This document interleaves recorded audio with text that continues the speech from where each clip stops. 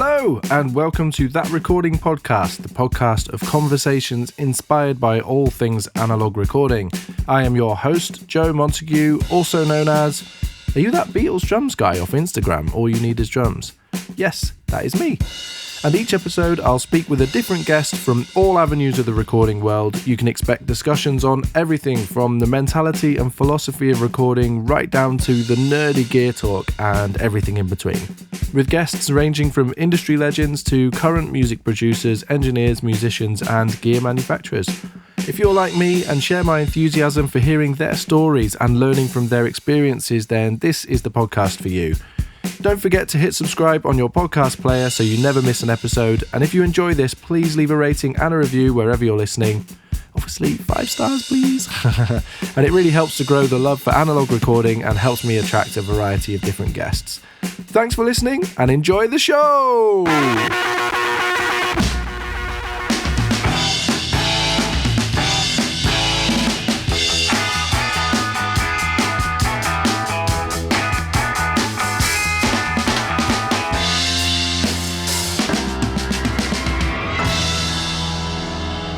Hello and welcome to the first episode proper of That Recording Podcast, or at least the new season of That Recording Podcast. And I very nearly said That 60s Recording Podcast then because I'm so used to saying it.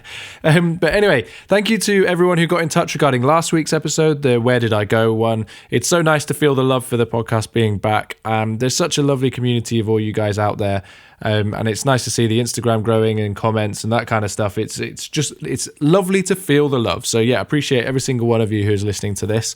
And hopefully this is the beginning of lots of nice, exciting things to come. I mean, this season is great and I'm already working on the next season. So yeah, really excited about everything. Okay, so this episode now is the infamous second half of the Paul Butler episode. If you haven't gone and checked out part 1 yet, I would go back. It'd just literally be a couple of episodes back in your player. Go back and check that one out. I am a genuine fan of Paul Butler, so when I found a link to him through some friends on the Isle of Wight, who hopefully will be on this podcast season later on, I was really excited to get a link to him. I've been following his career for quite a while, and particularly, I talk about it in this, he discusses his mixing techniques on this, but the Michael Kiwanuka Home album, I think it's called Home Again, or maybe it's just called Home. I thought I was a big fan of it, I don't even know the name. But anyway, I'm a huge fan of the sound of that album, and interestingly enough, Neil Innes, who runs ATA Records, who has also been on the podcast, if you scroll back, the desk that he has belonged to Paul Butler and was a Swedish broadcast desk, and that's the desk that Paul mixed the Michael Kiwanuka album. So there's all this kind of like serendipitous stuff to do with Paul that seems that I've come into contact with, and I love it. It was great to have the opportunity to speak to him about that stuff, and just sort of, I mean, from my point of view, fanboy over a few things. That Paul's got such an incredible philosophy towards recording, and he's just epitomizes. I mean, this is going to be a theme that runs through this whole season. It's the whole podcast, really. Paul's attitude towards recording and the use of plugins and the use of mic placement and all that stuff that he discusses in this episode is incredible. He's genuinely as an artist. We've discussed off records some other people that I should have on the show, and who are more sound designers and sound artists as opposed to sort of music creators. And Paul is genuinely an artist. He thinks about music in an artistic way, and it's a joy to listen to. I really, really think you're going to enjoy this. One particular album that he talks about is called My Finest Work Yet by Andrew Bird. We talk about that at the end of the episode, and I should mention actually in the intro, we have a playlist for the podcast on Spotify. If you just search That Recording Podcast, it's a public playlist of all the stuff, and I've added a couple of tracks that he specifically speaks about at the end of this to that playlist. So do go and search that. It's also in the show notes, if wherever you're listening, if you have a look in the show notes. But yeah, you'll love this episode. It's there's some real gold nuggets of advice and information in there, and I feel excited and enthused just having listened back to it. It's brilliant. Am I allowed to be a fan of my own podcast? Is that a weird thing? I think it's all right, because I'm not really a fan of it's not the pod, it's the interview with the person. It's the person that I'm a fan of, not my interview style. I think that's acceptable. Anyway, right, on with the podcast. Enjoy. That Recording Podcast is supported by Make Noise Pro Audio, the trusted source for second-hand pro audio equipment. And not only do they sell second-hand, but they also sell new, and they also repair gear. So they are a full-on trifecta of audio excellence. One-stop shop for everything. I'm going to be honest here, I buy loads of stuff from Make Noise. And whenever they post up their kind of regular drops of here's what new gear we have in, I like nothing more than scrolling through their stories, basically checking out everything they've got and whether or not I need it, because obviously I want all of it, whether I need it and whether I can afford it. That's makennoiseproaudio.co.uk, or they are also on Instagram. On with the podcast! A question I kind of got, which I suppose is involved in mixing, is the combination of roomy. This is going to sound like kind of a weird question, but it's something I think about when I listen to the records you've been involved with, is how, say, you can have a vocal is quite up close and it feels close when you're listening, and then all of a sudden you'll have quite a roomy sounding shaker or tambourine, or listening to the Nick Waterhouse records, I've just picked out one example. Like the piano sound is very roomy piano sound, and I love that contrast between quite an up close sound versus quite a spacious sound. I think it strikes me as a combination that not many people would be comfortable with, that everyone's trying to make everything sound up close or everything sound roomy, and I like that contrast of having different flavors of sound within one mix. I mean, that's my, it's kind of my preferred palette, as though I want that complete picture where it feels like you're recording a room. So it's like there's an orchestral feel to it, where there are elements that are at the back of the room. I mean, I guess I got that from listening to the Lalo Schifrin's or the John Barry, where I don't know, like John Barry, for example, like those upright basses that are clearly at the back of the room, that are just like, and they're so big and round, and it's just like it feels like a wall of them at the back. I don't know. I have no idea how that's done. Again, it's just I'm just listening to things and just going, oh yeah, like isn't that nice how the tambourine is just like, the tambourine player is like, it's clearly at the back of the room. There is not a microphone on there. We don't need that front end hit on it. We just need it to gently fill the room. And maybe that with a bit of spring or something like that to give it a little bit of raw edge, just like it sits over there. Therefore, you are working on your palette of depth. So it is, yes, there are some things that are very close to the microphone, but I want people to feel that they're listening to something in a room, not with this, 14 instruments circled around their head. Yeah, I hear that, and it's very welcome. I think that at times when, particularly, it seems to be pianos and strings and percussion that you tend to get. I'm just going back to sort of listening back through in my head of what those sounds are on the records, but those are the instruments that stand out as often being quite roomy, and true. It means, I suppose it means in the mix that the vocal sits a bit nicer, because those other instruments are naturally sitting back very slightly because they've got a roomier sound, and you're not forcing that to happen through anything other than just the sounds themselves. It's interesting. I remember in particular when mixing at home again, for example, I remember there being, I really felt like a mix was complete, kind of the same with the B stuff as well, when you could kind of lean forward and put your head in the middle of the mix. There was space in the middle that felt like you could walk into the room as such through this like stereo speakers, not to the point where there was nothing in the middle, because then you know, as attractive as that can be of like carving out the middle and having this ultra width, you end up with zero power. So things being central in the mix, you know, right down the middle and right, you know, it's that's you need that for the strength of the mix, but also, you know, using the field of depth where you can, you know, push something, you're kind of like pushing things out the way a little bit to allow yourself the space in the room to sit there and immerse yourself in a recording. Make it kind of sound real, I guess. I guess that's what I'm going for. Make it feel like, you know, you could close your eyes and be like, oh, there's the tambourine player over there. There's the drummer. Clearly the drummer's there.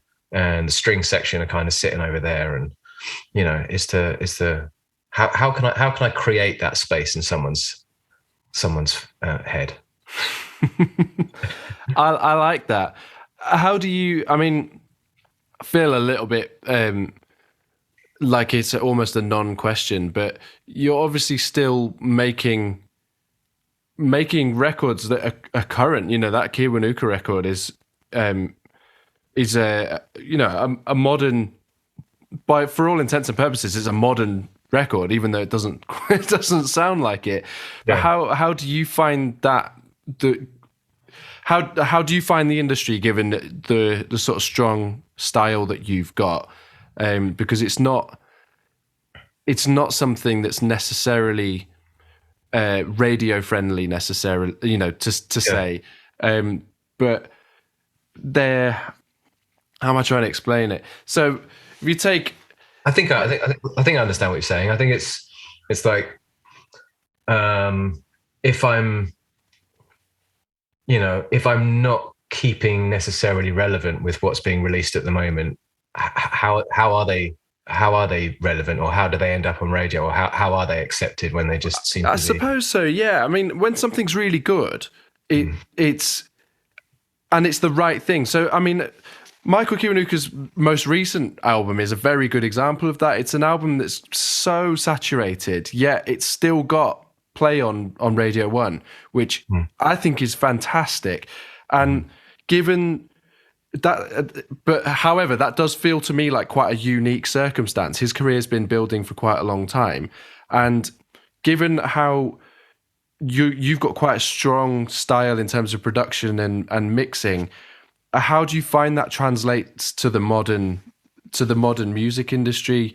Not necessarily in when you're creating, because I don't think it's necessarily needs to be dictated when you're creating, but how do you find that? Are there challenges, or how are they received by sort of the way that the modern industry works? I think is more kind of along the lines of where I'm thinking.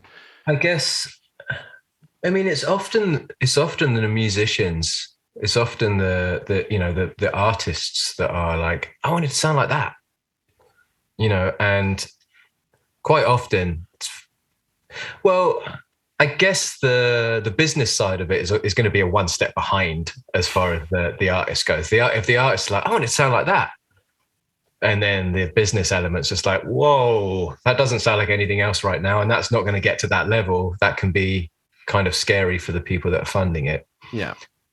But I mean, I just mixed the record for Lord Huron, and it was great. I loved it. They asked me, you know, the influences were mainly Lee Hazelwood records. Okay. And they are like holy grail mixes. They're incredible. I have no idea how that's happening, and obviously, what a vocal sound. I mean, that's insane. How is you know what Lee Hazelwood's vocals are. So obviously, there's no EQ or plugin that's going to change someone's voice into what Lee Hazelwood did. But as far as the presentation of the band and the string sections and everything else, it's just a wonderland. You listen to it and it's just it's expansive. It's beautiful.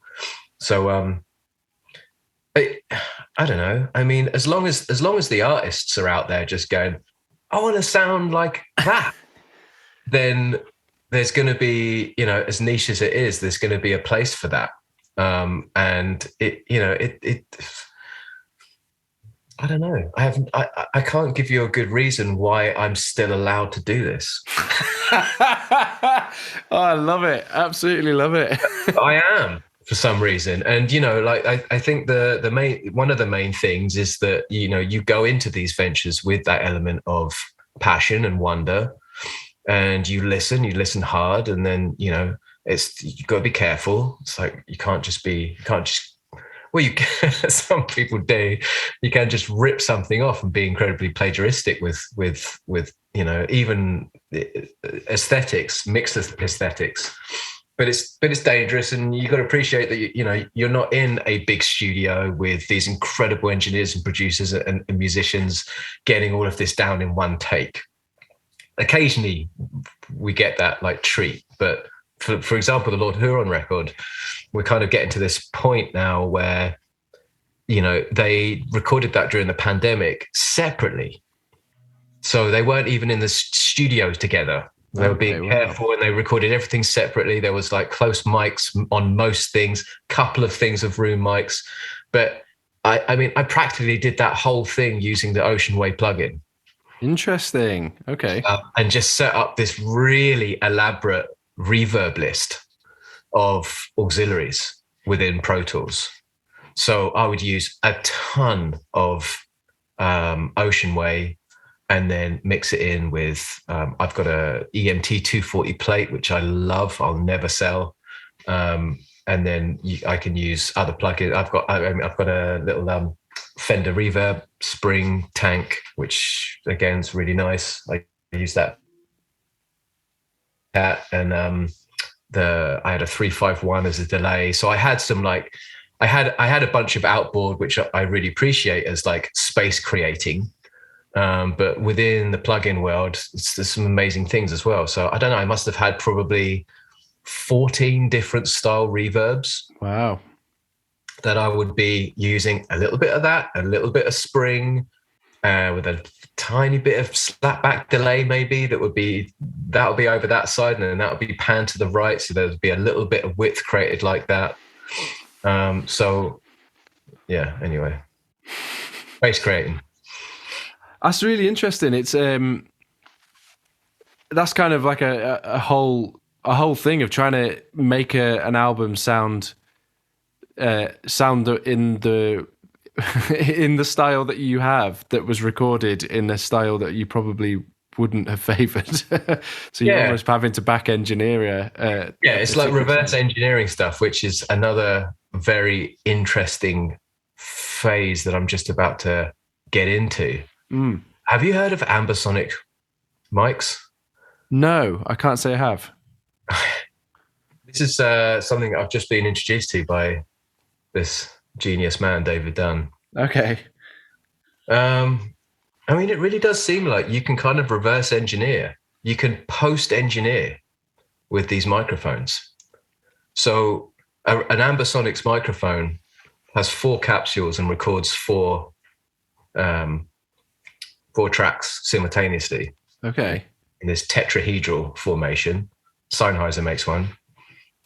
And you kind of like plonk it in the room, and then you use the ambisonics plugin software to manipulate the 4 channels, and then you can change whatever you want with that source. You can change it into a shotgun mic, and you can point it solely at the viola player, and then you can pick up the viola player and put them up that side of the room. Wow. Or the likes. It's astounding. So we're kind of getting into this phase now where technology is very, very impressive of what you can do post.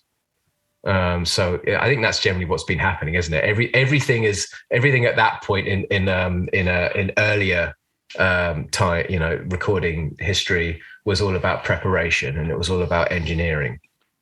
And we're moving further and further into this, where some of this technology can actually fix it. It's pretty impressive what it can do.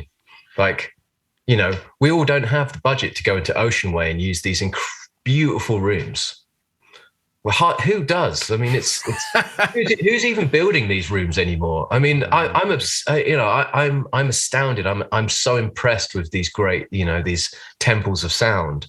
I've been very blessed and very lucky to go into some of these like incredible rooms, and then, you know, you speak to some of the people that have worked in there for a long time. They're like, that works over there, that works over there, the drums are fantastic here, and if we pull the boards out here and here, and then you get this like wisdom and local knowledge of how these incredible rooms and spaces work. But it's becoming rare, and the top studios they're charging a lot of money to go into big studios at the moment, and you know, who can do that? Who can do $2,500 a day?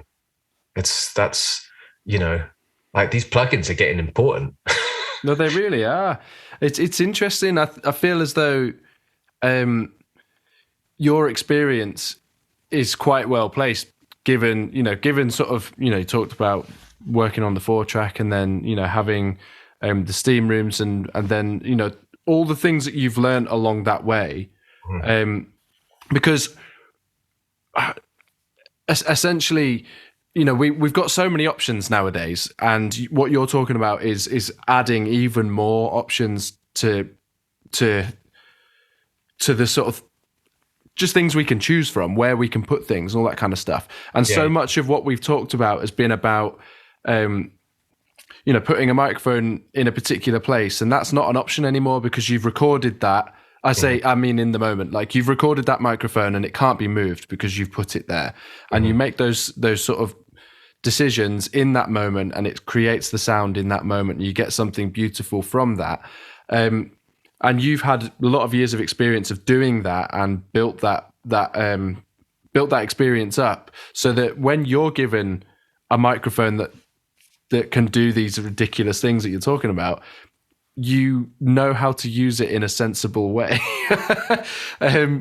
Whereas it's kind of, I think one of the themes that runs along this podcast quite a lot is, you know, I enjoy, you know, having learned about production with so many options around me, I'm making deliberate choices to limit what I can do to kind of give myself more creativity, be more creative, because you've got fewer options. And it's just a really interesting contrast, isn't it, between, you know, having a microphone that can do so many amazing things like this, but also, you know, how do you limit your creativity? How do you limit yourself to become creative with something like that? And I suppose it's not as much of a question. It's just, you know, how does that kind of idea sit with you? I guess it's down to, you know, it depends on your situation. So, you know, sometimes it's, you know, you have a very strict time limitation where it's like, well, we don't have time to experiment, so this is what we're doing. And these are the microphones. And I mean, I guess we're getting what is interesting and also quite frustrating is that we're getting into this. I feel that we're getting into this engineering standard where I see it quite a lot, where I'll get tracks to mix and someone has just gone, well, I'll mic everything. And I find it really difficult. I think it's hard for I think there's a lot of weight on the shoulders of mix engineers at the moment, because no one's really making any decisions on the engineering part to, like, you know, it's like, we're going to use this one microphone and we're going to make it sound amazing. It's like, wonderful. It's so much better. Done.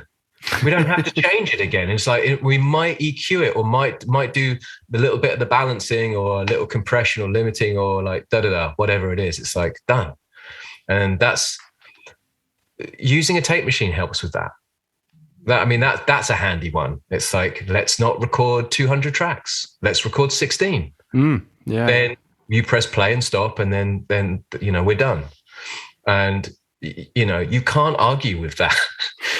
So many incredible records have come off a 16-track or an 8-track or a 4-track. I mean, some of the recordings. I mean, when one of the treats in Abbey Road was to go up to the archive section where they would, I think there was a Geno Washington record that they were doing the tape dump, where it was a 50-year-old tape, and then they have to bake the tape, dump it onto a new one, and then it goes back into the archive. They only used 3 tracks. It's like 4 was a luxury. You know, vocals, band, orchestra. There was, you know, it was all like engineering was done. The mix engineer didn't even get credited back then. It was unimportant. So yeah, I hear what you're saying, and it's an interesting situation to be in, where like ultimately the mix engineer just has to make this magic and just bring it all together. And we're getting to that point where there's so many times the drums are recorded so badly. We now have software that replaces the drum sounds, and for expediency, people are just going, load up my samples, done. Like everything is now a trigger, which, like it's creating a certain sound. It has some power behind it, and it's just like people are like, well, for expediency, mix is done, drums, the kick's doing this thing, and it's like done. I mean, it's sad, I think, because there's a level of mastery that is like we're losing it, particularly on drums. I think so. Yeah. It's like, where are the good kick drums? Yeah. Where are the kick drums? Where have the kick drums? I mean, it's so many times I listen to my favorite records from, like 50s, 60s, 70s era. It's like, wow, the kick's incredible. What? How? Where? Why? Why don't we have that anymore? It's bizarre. It is bizarre. Is it the kick? Is it the kick itself? Is it the drum skin? Is it the drum pedal? The drums not hitting kick drums like they used to? I don't know. I honestly don't know the answer to that question, but it's a question that in different ways I've asked myself. It's the same. Kick's probably the biggest struggle that I had when I was building up this, and the sort of the business that I do with the recording, basically just recording drums, is kick was the biggest struggle I had, because nothing married up to kind of modern expectations of what a kick drum should sound like. And I was hearing it back, and it's a sound, I'm talking 6-7 years ago now, where now I was probably listening to what the kick sounds like now, and I know that that's what a kick drum should sound like. Whereas back then I was going, hold on, that doesn't sound like that record I listened to. And now I know that was probably a sampled kick drum, and chasing the pot of gold at the end of the rainbow that doesn't exist. Yeah, wasn't it? I think it was Tom Dowd, wasn't it? Tom Dowd that was talked about the Ray Charles records, and then there was some sort of Q&A where someone was like, "What microphones did you use on the kit?" And Tom was like, "I didn't use any microphones on the kit." As in, everything was captured from the upright bass mic. Incredible. Amazing. It's like, why? Well, because the upright bass was really quiet and the drums were really loud. So we didn't need that. We didn't need the drums captured. And as it happens, you get all of that ambient nature. I mean, I love that with those that period, where the drummer could be playing, the drummer has to be very, it has to be receptive to the instruction from the control room. It's like, shh, you have to be quiet, because this is happening with the violins and da-da-da. And this is the gain structure that we have, so you need to play quiet. So the drummer will be playing da-da-da. But that also allows this incredible expression from the drummer, where he can just go bang and then hit that kick drum once and bury that beater into the kick drum, and it just fills the whole room. And then you have that, you can play with dynamics within the room as well. There's a kind of like art forms that are being a little lost, I think. I think I'd never really even considered that. I guess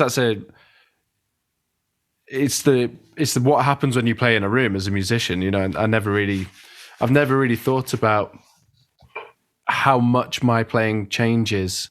I'm talking just as a drummer now, just how much my approach to playing changes when I'm recording a session on my own versus playing something together with people.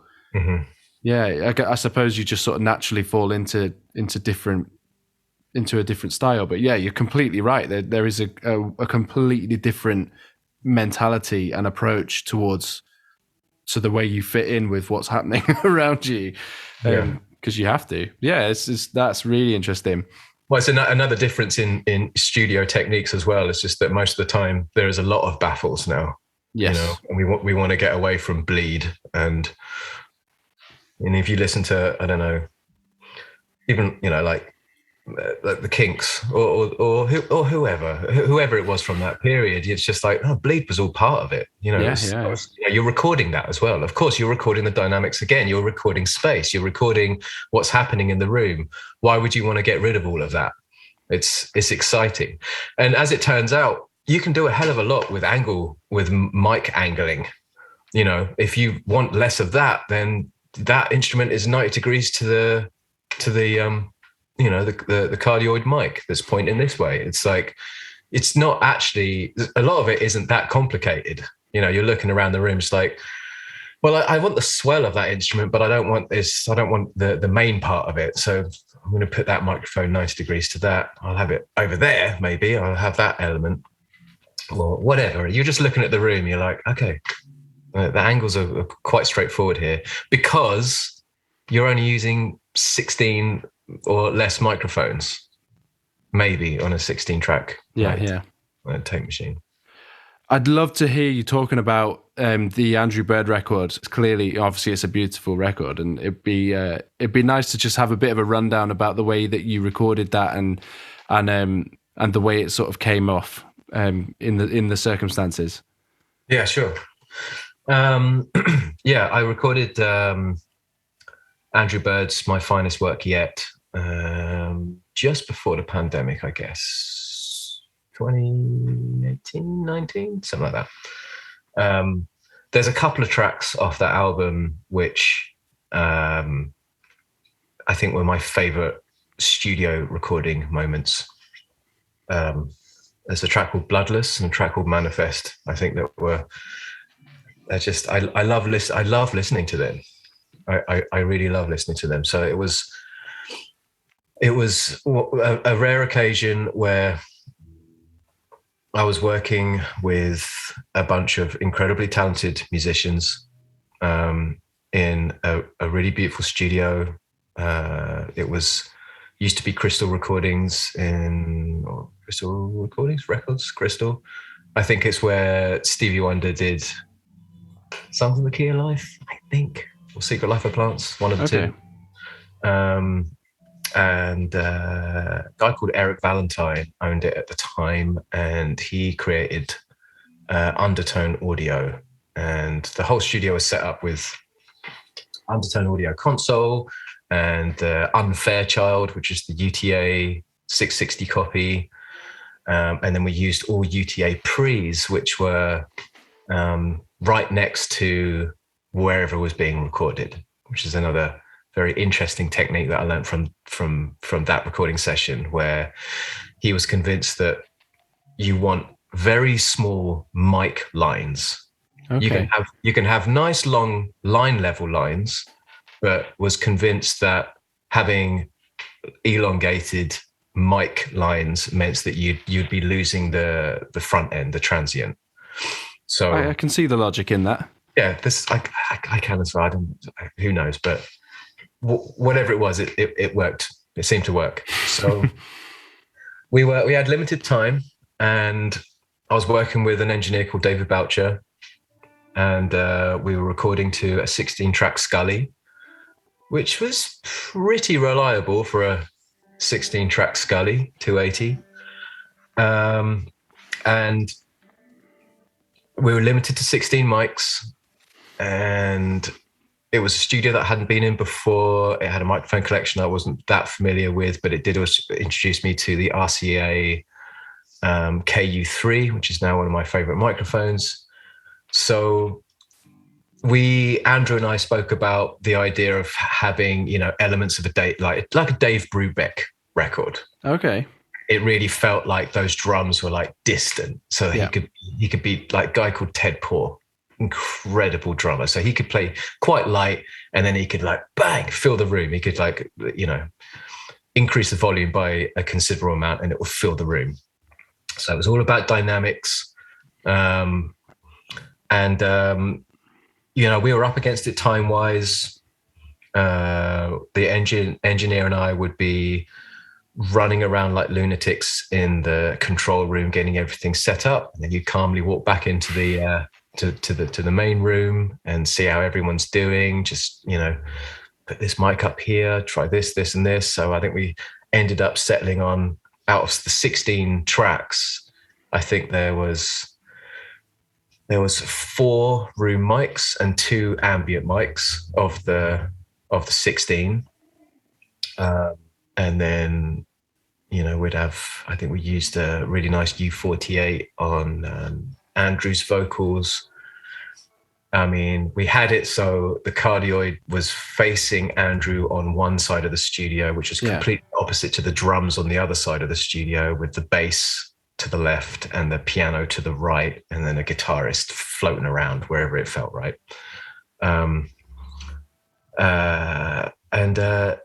It was because of the limitations again.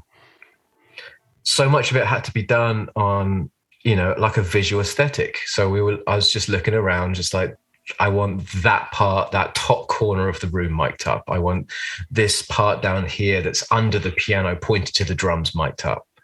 I want this line here, so the piano is before the drums, so it's in the way, so it's almost taking the edge off the front of the drums, but I'm getting a little bit more of the piano. Same with the upright bass. So probably 4 or 5 spot mics, 4 or 5 room mics, and then the rest was like probably to do with Andrew's setup. So it was either like an amped violin or his vocals or something that was miking. Andrew wanted no headphones, no baffling, and a very open sound in the room, but he also wanted reverb. So we had an extra mic coming next to his U48 going off into a small guitar amp that had spring reverb. So he had spring reverb in the room that was pointing in a certain direction, which was enough for him to feel like he had that to play with and work with, while also having that in the room, which actually sounded great. So Bloodless was the first track up, just to the point where it felt like the musicians are warmed up. David and I were done. We were looking at each other in the control room, just like, wow, this sounds amazing. So we went back in and just said, okay, should we stick one down and see where we're sitting? And take one was fantastic. And then to the point where like, are we done? Weird. So we went back in and was like, well, it's kind of done, so it's up to you. And Andrew said, it was like, well, I guess we're all here, so let's do another take. Take 2 was even better. I mean, take 2 as in the vocals were done at the same time in the room, as in the violin solo happened at the same time.